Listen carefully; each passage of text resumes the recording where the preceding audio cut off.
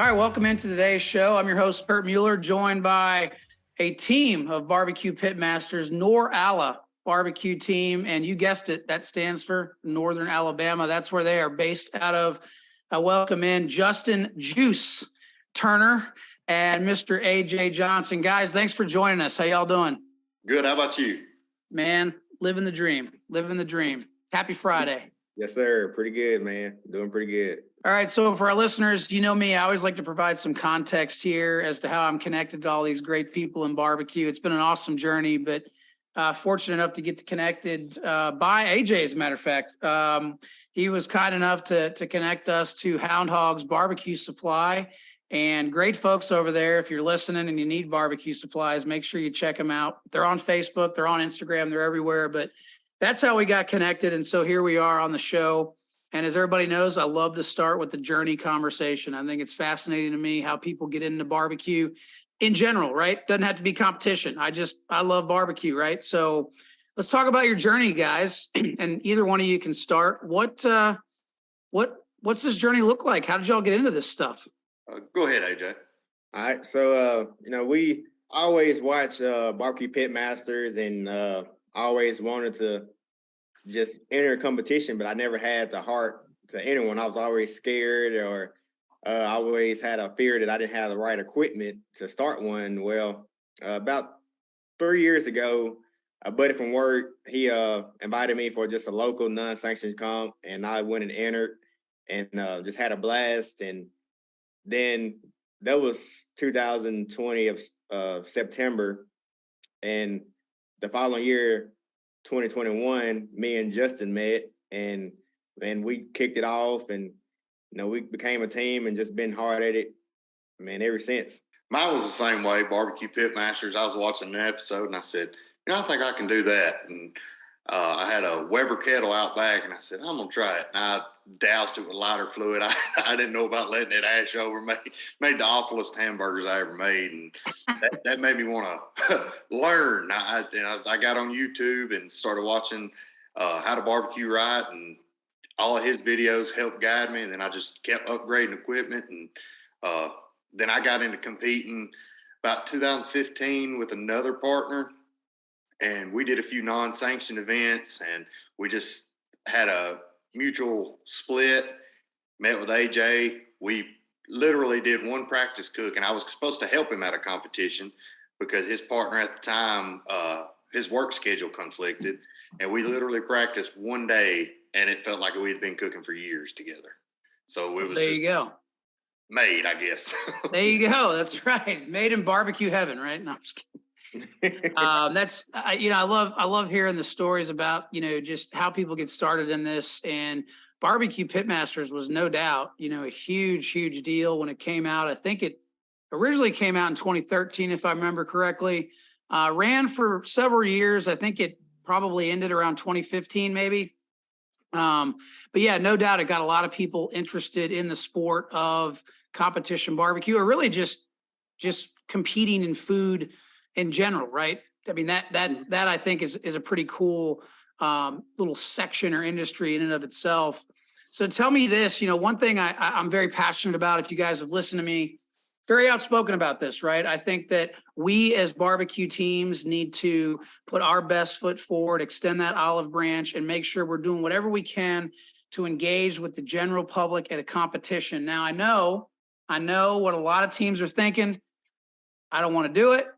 I don't want to take the time. I don't have the time, that kind of a thing. And I get it. Right. But you know what? If every team thought like that, this sport would probably die pretty quickly. And I think it's really important that we do what we can to engage with the teams, still compete, still get calls, right? Get our names, get on stage. But I think it's really important that we make sure we're engaging with the public and helping them and educating them. So I'm going to put you guys on the hot seat here a little bit. Let's talk about that, right? I'm curious to hear your opinion, both of you. What do you think needs to happen in competitive barbecue to really get back to what I would call the glory days, right? The 2014, the 2015 era when everybody was watching Pit Masters, so all these guys became household names, the Robbie Royals, the Myron Mixons, right? Those kind of guys. What do you guys think needs to happen for us to get back to that, that kind of recognition, that kind of exposure? I'll let you feed first, AJ. Oh man, you can let me go first. Man, I would say anybody that's interested in cooking. You have a bunch of buddies around town saying, "Hey, I would like to get into cooking." Invite them out. Have them come and shadow you, and don't show all your secrets, but kind of just trying to show them around, show them the way, and just show them the brotherhood that we have around when we barbecue. Just try to get more people involved and have a good time. I mean, the 256, we're good about that. I mean, I think that'd be a good start, just in inviting people that's interested in cooking, and maybe they just take the leap like I did and see how great it is and take off from there. That's right. Yeah, I'd feed off of that. And, we at a competition, we don't turn anybody down. We don't shoo anybody away. If we're in the middle of something, we tell them, just give us a minute. We'll be out in however so many minutes it takes us to get done with whatever task we're doing at the time. And we welcome people to come talk to us. We always don't ever hesitate to go talk to. Now, there's some teams, like you said, some people don't want to be bothered, but you'll see the ones that don't want to be bothered. You'll see them talking to people. But one of the biggest things for me is teams just got to start showing up. Stop calling and asking how many teams are signed up for this competition. Just sign up. If you registered, you'll be a team that signed up. Go to these contests, because the contests are dying because they're not getting participation. Us backyard guys, you'll see 25, 30, 35, 40 teams signed up for the ones in our region, simply because we've got so many teams that do this in the backyard side of things from the KCBS. And, you don't hear us call it. We just say, "Hey, is there an open spot?" They say, "Yeah," we sign up. Right. So let's talk about, what you're cooking mainly. Is it mainly backyard KCBS? You guys doing any, GBA, MBN, anything like that? It's mainly Kansas City Barbecue Society. Do a little bit of SCA, not much, but mainly it's just KCBS. We go to Georgia once, twice a year, but that's about it. My wife does SCA. She usually hits between 6 and 8 a year. We try to fit them in when we don't have anything going on barbecue-wise. But I did steak in 2020, and I enjoyed it. But when me and AJ teamed up, and I even texted him during the summer before we got really going into thicker competitions in 2021, and I was like, "Man, I think I'm just going to do SCA next year." And then I started having fun. We started hearing our names called, and it was finally something that one of the goals was to hear our names called, and it started happening. And I told my wife, I said, you can have the SCA. And I love the SCA. I still do 1 or 2 a year, but KCBS is my main focus as well. The SCA is fun, no doubt. And, a lot of times they do some ancillary competitions with, like a KCBS or with the GBA event, something like that. And we had a fun time down in Ashburn, Georgia, last year in March, cooking an SCA. So yeah, you're right. It is a lot of fun. It's different. It's really different if you're used to cooking KCBS and those types of different contests. But I think just it does help, get folks interested in the sport of food, in general. And I think that's a big positive. So let's camp out on 2 things. So one, I want to understand, and because a lot of teams, a lot of folks that are looking to get into this, they're not really sure, should we team up? Should I go solo? Should I go backyard? Should I go pro? Right? A lot of questions there. Clearly have great chemistry. You hit it off basically from the first cook, which, that's rare, right? If we're being honest. I mean, that's pretty cool that it happened. It doesn't happen very often, but what are the responsibilities like? When you guys are cooking a contest, paint me a picture there of how that's divided up. Well, I guess since chicken is the first turn in, yeah. I do chicken, but with everything that we do, if I've got an idea bouncing around in my head when it comes to chicken, I'll bounce it around and I text AJ immediately. I mean, we text daily. all day throughout the day. And like I did a chicken practice the other day, and on New Year's Day, as a matter of fact, and tried a complete new chicken recipe.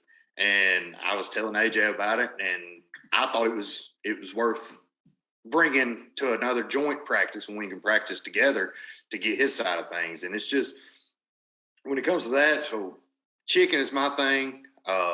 And like I said, it's just, where it's not a one thing, we're team together. So anything he does and I do, we bounce off of each other and see. And, you know, one thing I like is we give each other freedom. There you go. Okay. I like that. Yes, sir.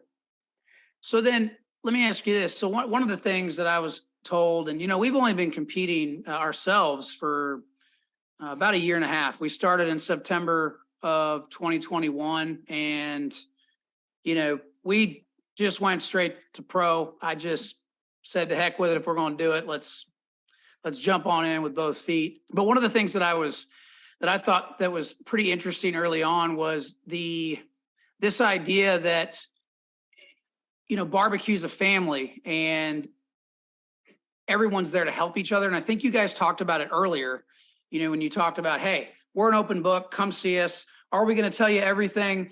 No, we'll tell you 95% of it, right?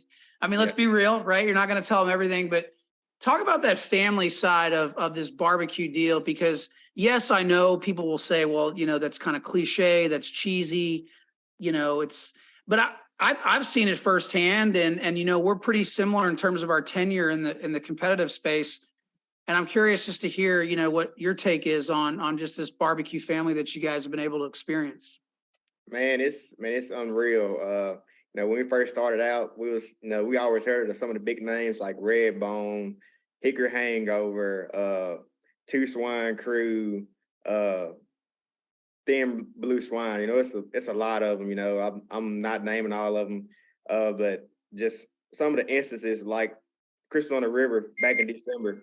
I had ran off and left my chair, and, you know, I was just calling Russ to grab my chair. And as soon as he answered the phone, he was like, you know, he was asking if I was all right, if I needed anything, you know, and I was just trying to get him to get my chair. So it's stuff like that, you know, that we're a family, you know, always looking out for each other, got each other back. If we missing out on something for us, like we left some rub or something at home, you know, we can call another team and say, hey man, you got some extra this, and man, they'd be glad to give it to you. Coming to Georgia last year, Boogie and Blues, we ran off and left our chicken brine at home, called up Tim Swine, and man, he met us on the way with some chicken brine, you know, about 2 or 3 packs of it. It's a whole big family, man. It's awesome. It's just like AJ said, and then even more so is if, like, there was a competition here in Florence where I live, and we've been kind of trying to figure everything out. We launched some new recipes this year, and we're just still trying to find a groove from last season. And with Clifford Ashby with Hell on Squeals, we were over there talking, and we let him taste one of the ribs, and he mentioned something dry, and we narrowed it down. He helped us narrow it down, figured out it was some way we were mixing the sauce. And, you know, AJ took it home, tried it, and because he's the rib guy, and texted me. He was like, it's the same, but it's not. It's like he said, it helped, and, you know, he didn't have to do that, and, you know, that kind of kick started a heck of a run in ribs for us. AJ really showed up big for us the last half of the season in ribs. All right, so here's $1 million question, right? $1 million question is, when are you making the leap to the pro side of things? When's that? Is that a 2023 goal, or is that 2024? I mean, it would be nice to go pro, but right now we're just gonna take our time and focus on 2023. We're still gonna be backyard. We're gonna try to accomplish our goals, and at the end of the year, we're gonna reassess it. But right now, I mean, I wouldn't say that we're not gonna go pro, but it's not anything in the works of talking about going pro as of now. Right. we're in no rush when it comes to that. We admire the pros because that's a lot of work. That is a lot of work, a lot of money to do for the pro side of things. So it's just, we have a lot more fun, and there's not as many pro comps around us. Most of our comps we hit are backyard only comps, because in Alabama there's not a whole lot of pro teams that are still competing in Alabama like there was, 7, 8, 9, 10 years ago. We still got a few down south. There's one in Madison, Smoke Me Silly, Papa Pig, he's down near Mobile, and they're really competitive pro teams, but they're having to go really far to hit these comps too. And like when we do it to be competitive. No, we don't expect to hear our name called, but anything that when we show up to a competition, our goal is to at least let somebody know we were there. Yeah. Whether it's just saying, "Hey, we're here," or hearing our name called, that's just, we want people to know that, hey, we're here. We just enjoy being out here, and if that takes us to the pro eventually, then that takes us to the pro eventually. If not, we'll just see what the future holds, I guess. Yeah, I mean, it's kind of the add on that. I mean, it's being backyard here in Alabama is pretty much 90% of our comps is less than 2.5 hours away. I mean, it's so nice to jump in the truck, go to 2.5 hours, and I mean, you're at the comp setting up. We have a couple that's 4 or 5 hours away, but mostly about 2.5 hours away, all our comps are at. And that makes it nice. It's interesting when you said the majority of them are backyard, it's the exact opposite where we are in the Augusta, Georgia area. Well, one, we don't have a lot of competitions around us to begin with, but the ones that are usually are pro and maybe backyard. So it's kind of the opposite. It's interesting how all that shakes out. I think for me, when we started GBA, I realized that I wanted to cook more than just pork. And then I figured out that I really enjoy cooking brisket, not just competitively, but just on a whim. I don't know why it kind of appealed to me. So I guess where I'm going with that is, when you guys are more relaxed right at the house, you're cooking for the family. If you got a family, and what are you cooking, right? Are you cooking the same stuff that you're cooking at the competition? Or are you going outside the box, or what's your routine there? Totally different. Yeah. Totally different. Like when I did that chicken practice, my wife didn't eat any of it. Wow, okay. She says she is tired of barbecue chicken. Right. She's done. Which it's like with ribs, when I'm at the house, I don't wrap them, I just go straight through and try to get some char on them. And we rarely have ribs at the house. It's either pork butt, and I might splurge a little bit and buy a brisket there now and then. But other than that, I'm doing the season. We eat so much ribs and chicken, which Justin tastes the most of it. We just get so tired of it. That's exactly right. That's kind of funny how things shake out like that. We do all this cooking for other people, but I think what that speaks to more than anything is, for the most part, I'm not going to say every team or every person that's involved in competition barbecue, but for the most part, I think most teams have that servant mindset, right? Because at the end of the day, when you're cooking for other people, and you're never going to see that food again. And if you're doing any vending or catering, it's the same deal, right? It's that idea of, basically serving others, figuratively, sometimes literally, but I know a lot of teams do start to branch out, right? Because you get some notoriety, you get some traction on social media, people start, looking at you and saying, hey, these guys are credible. These guys are making things happen. Have you made any sort of moves to, cater or vend or take, special orders, that kind of thing? Yeah. We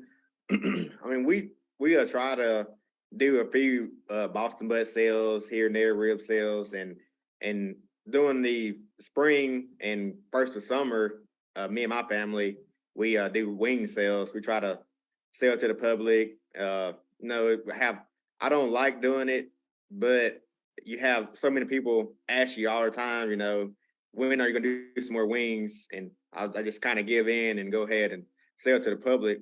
But I mean, it's fun doing it and seeing everybody happy and enjoying their food. You know, makes it worthwhile. Yeah, I love that. And how about you, Justin? I mean, what about it?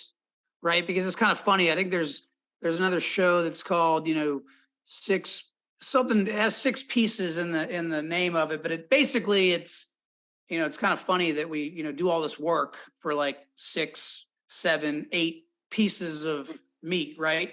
And we put it in a box and then we never see it again. And we have no idea who's judging it. I mean, it is when you think about it, it's like, it's kind of funny, right? But yeah, I'm curious, like from your take, just this idea of, because most of the people that I speak with and that I talk to in competitive cooking or just that love cooking in general, most of them have that servant mindset to some degree. I mean, do you feel that same way? Like when you're cooking, is that kind of called to you, so to speak? Yeah, somewhat. I it's like I told my wife. I didn't have a lot of time. I usually do holiday orders throughout the during the holidays, but I didn't have a lot of time with everything going on with work, and so it's like I did a turkey for one of my wife's great uncles and her great aunt, and I took it over there, and they kept just trying to pay me, and I kept telling them, A, that's close family. I was firing up the pit anyway, but B, I do it because I love cooking, and I want to know people's opinions. That's one reason that competition cooking drew me in, was because, hey, even if I don't know these guys, I still see how it scores. I see how it stacks up, and at the end of the day, I guess you can say that's somewhat of a servant mindset, because I do it for not just my enjoyment, for other people's enjoyment as well. That's right. And it's also one thing I learned the hard way is, not the hard way really, but one thing I didn't never realize prior to getting into competition barbecue is there's a very big difference between competition barbecue and just regular barbecue, cooking at the house. Huge difference. Had no idea. I'm sure we all been there at some point, learned the hard way. You turn in stuff that you normally cook at the house and you think it's great. And everybody that comes over tells you it's great. But we all know when you give somebody free food, they're going to tell you it's great. Yeah. Right. I mean, it's just kind of the way it is. Let's be honest. We're in the South. they're going to say it's great. And so one thing I found though, is by forcing, myself and forcing our team to put ourselves out there and vend a little bit, but normally just do some pop-ups and things like that. When people are paying for it, I ask for the feedback. You know what I mean? And they're going to tell you if it's good or if it's not good. And it's so interesting to me though that, and I've done this just kind of an experiment. I've served some folks like competition ribs or competition, pork butt or whatever. And they love it, but then they also say, well, man, this is like, I'm full, super rich, right? It's that's why the judges only take one bite. So I guess where I'm going with all that is, if we're talking about cooking at the house, because I do it all the time. And I'm like, like you said, Justin, I love cooking. I'm curious to kind of learn from you guys, what are your go-to rubs? Not in competition. I'm not looking for that, but I'm talking about at home, right? What's your go-to rub? Let's camp out on, let's say you're cooking a brisket. What's your go-to rub at the house if you're just cooking one at the house? If I was cooking brisket at the house, usually here lately I've been using Hardin's red, and I would put some of chicken fried barbecue, Texas red brown, kind of like a salt pepper mixture, kind of coarse, and just a little bit of cow cover or something like that. But that's usually, if I'm at the house, I'll do that, and I'll inject it with some Cosmos beef injection, and use the trimmings for beef tallow to kind of wrap it in butcher paper. Making me hungry. Brisket is salt and pepper at the house. There you go. I prefer it like the same rubs AJ said. I was all salt and pepper only on brisket for a while, and that kind of gets redundant. But my wife will kick my butt if I do anything besides salt and pepper on a brisket. She knows if I do anything different than when I normally cook a brisket, she knows, she tells me, and I'm usually hearing about it. Well, you ruined this brisket. That's a big expensive piece of meat. You messed it up, and it can still be good, but it's not the way she wanted it. That's right. So it's not good then. If it ain't like Mama wants it, it's not good, right? Yeah. And for our listeners, again, we're chatting with JustinJuice. That's right, JustinJuice Turner with the Norala barbecue team out of Northern Alabama. His co-pit master is AJ Johnson. They're joining us here on the show. Hey, couple of things. Make sure to check them out on their social media pages. They're at Norala on Facebook and Instagram, correct, guys? Yes. Excellent. And I'd be remiss if we didn't chat about what I mentioned earlier on in the show. I mentioned how we got connected. I always like to provide context, but wanted to camp out on a bit how we did get connected. And that is we've got a mutual friend in those folks over at Hound Hogs Barbecue Supply, Blake. And now I'm drawing a blank on Zach. Blake and Zach. Let's camp out on that for a second. I know you guys are using them for your rubs, and they're an official sponsor of your team. How did that all come about? I met Blake before me and AJ became a team, and I met him this was sometime in 2020. I think it was at a Hartsville competition here in Hartsville, Alabama, and we just got to talk to him. This is well before they even thought about doing the barbecue supply company, and yeah, I thought they're good people. They're really right. good people. And then after me and AJ team, we went to where was it, AJ? That state competition, where was that one at? I believe it was in right below Cubman. I can't think of the name, but it was below Cubman, Alabama. Warrior. Yeah, Warrior. The Barbeque Steak-Off. Yeah, for the barbecue. And he kind of pulled both of us aside and was talking about, hey, look, I'm thinking about me and Zach are thinking about starting this barbecue supply company, and we'll be on the lookout for us. We'll be interested in maybe taking on a few teams. I don't know how many teams or what all we'll be able to offer, but you guys are interested. And we told them, yeah, hey, and then they accepted applications. Was it December last year? December, yeah, I think it was.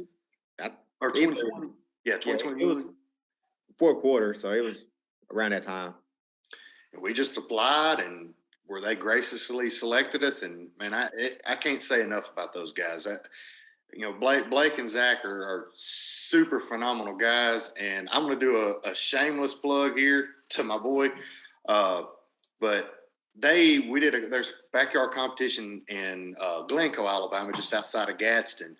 And we were going to try to get up fried catfish because AJ makes the best fried catfish. Hands down, it's not even close. If anybody's got better catfish, they're lying.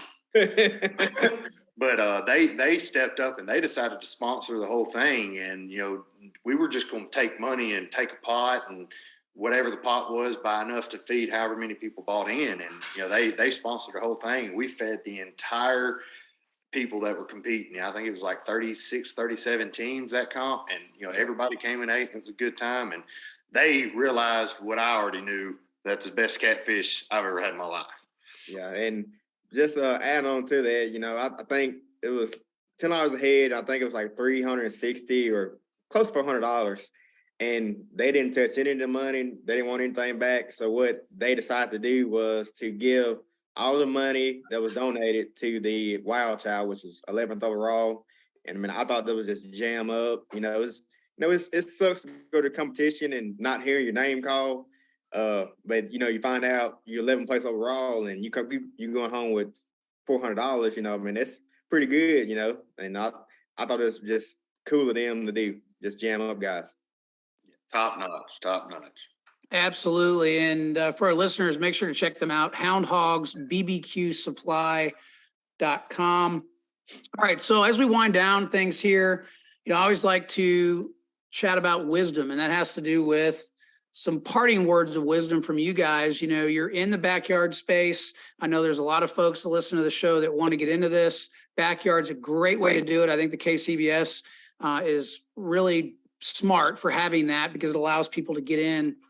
But what are some parting words of wisdom from each of you for folks that are listening to this that say, you know what, I want to get into this stuff? I would say, man, just leap out. Now, I know some guys are scared they're not going to succeed, but man, just go out there, try your best. Hopefully, you get some comment cards and just keep working on your product. Go around and talk to the teams. As when we started out, we were scared of some of the big guys, thinking they were stuck up. But man, just being on this trail for almost 3 years, nobody stuck up. They're great people. Go around, talk to them. Ask for stuff. They'll tell you, just like we said. They'll tell you about 90% of what they use. They're not going to tell you everything, but just go out and talk to them and just have a good time. Yeah, these guys, they'll get you in the ballpark. They'll help you tremendously. That's if you're going to do this, don't be afraid to talk. Like AJ said, I'll touch on that. Take the lead. There's some great products out there. We'll shamelessly plug one of our sponsors, Hardin Seasoning. AJ mentioned he uses it on brisket. My wife uses it on her SCA steak, and it helped her qualify for the SCA World Championship in March. We'll be headed to Fort Worth, Texas for her. But Flaps 20, they've got some great products over there. It's right up the alley, and it's proven. It's proven in the competition circuit. So go out, get you some good rubs, and meat also matters. You can't go wrong with Prairie Fresh for pork, and you can't go wrong with one of our sponsors, Springer Mountain Farms, and chicken. Meat matters, and people don't realize that. No, it doesn't matter as much. It's you cook to internal temperature, you can do well, but you can't go wrong with getting a good slab of ribs, knowing that it's bred right, and good chicken, good raised chicken. It just creates a better overall product. Yep. That's right. You got to have a great input to get a great output. There's no secret there. So, yeah, I agree. Prairie Fresh, Springer Mountain Farms, or has some really great stuff. And again, we're chatting with AJ Johnson and JustinJuice Turner, Norala barbecue team out of Northern Alabama. Guys, we appreciate you coming on the show. Really enjoyed the discussion, and hope you guys have a great weekend. You too. Thank you. Yes, sir. Thank you, man.